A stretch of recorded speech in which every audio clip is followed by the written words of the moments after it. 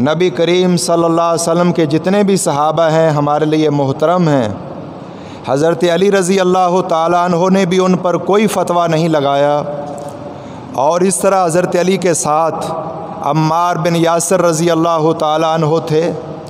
जो उनकी पार्टी में बड़े सरगर्म थे, जो हज़रत अली रज़ी अल्लाह ताला अन्हु के लश्कर से पीछे हटता था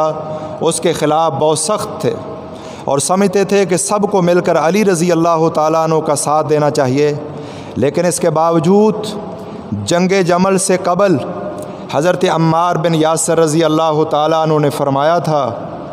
कि लोगों, कूफा वालों को बुलाने के लिए गए कि अली का साथ दो, कि मैं इस बात का गवाह हूँ कि सैयदा आयशा सिद्दीक़ा रज़ी अल्लाह ताला अन्हा दुनिया में भी नबी की बीवी हैं और जन्नत में भी नबी सल्लल्लाहु अलैहि वसल्लम की बीवी हैं, लेकिन उनका मौक़िफ़ दुरुस्त नहीं। हज़रत अली हक़ पर हैं, उनका साथ देना चाहिए। यानी बावजूद आपस में लड़ाई है लेकिन फिर भी हक़ सहाबा किराम की ज़ुबान पर जारी है। मुखालिफ सहाबा किराम को उन्होंने काफ़िर करार नहीं दिया और उनके ख़िलाफ़ इस तरह के फ़तवा बाजी नहीं की है।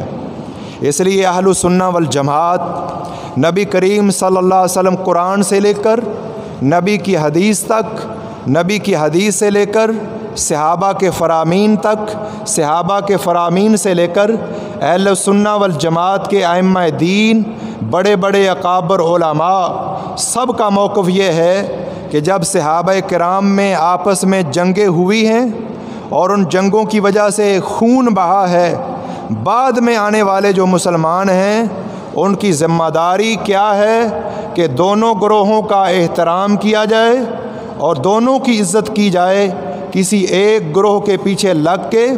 दूसरे को सबो शतम करना कतअन जायज़ नहीं है।